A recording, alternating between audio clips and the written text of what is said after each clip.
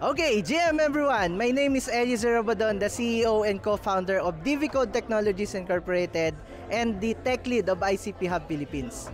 So, anong ganap ko sa buhay? With regards to DVCode, it's an IT solutions company. So, we're actually one of the sponsors dito sa ating Philippine Blockchain Week, which is we've been supporting since 2022. And sa side naman ng ng ICP Hub Philippines, we're doing code camps, hackathons, and transforming yung consumer mindset into founders, yung ating mga kapwa Pinoy, no? So, why do we support events like this?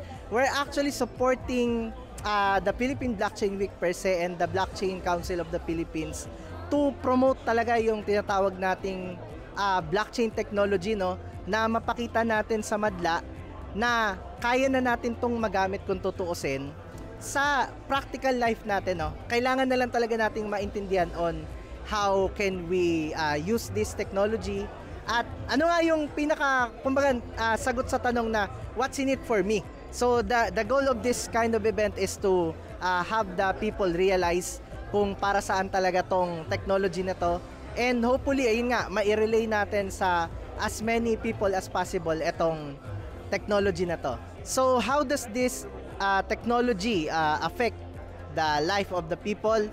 Well, per se sa akin, no, is etong technology na to is talaga nakaka-empower ng mga entrepreneurs and mga business person like us dito sa current na event, no? And yun nga, in terms of talagang sa public, nakakapagbigay kasi talaga to ng kalayaan sa atin na makapagdesisyon, no? In terms of sa side ng financial related things na kung tutusin, ito is pwede mo magamit sa pagkakaroon ng kakayahan ng mga tao na magkaroon ng access sa mga technology na sobrang hindi ganun naka-complicated, kasi nga tulad sa bank, 'di ba? Ang hirap mag-apply. Pero kung sa usapang crypto, ang dali gumawa ng wallet. So, I think this actually empowers the people to have yung tinatawag nating way of investing to other kinds of projects na hindi mo nakikita so far ngayon sa Pilipinas.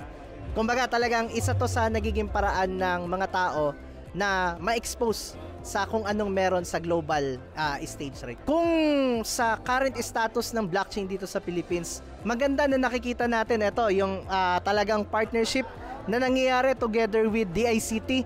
Actually, masasabi natin na ang Pilipinas is isa sa pinaka-crypto friendly na bansa, and kitang-kita natin yan sa suporta ng ating gobyerno, na kasi kapag sa ibang bansa kung tutusin, sobrang higpit ng policies, no, na dito sa atin wini-welcome natin yung change na to, and sana nga magamit natin to sa Pilipinas na maging blockchain capital of the world tayo. I just want to acknowledge and congratulate yung Web3PH and syempre yung Blockchain Council of the Philippines and PBW for making this event happen, and syempre shout out din sa Web3 Bulacan. Salamat, ganap!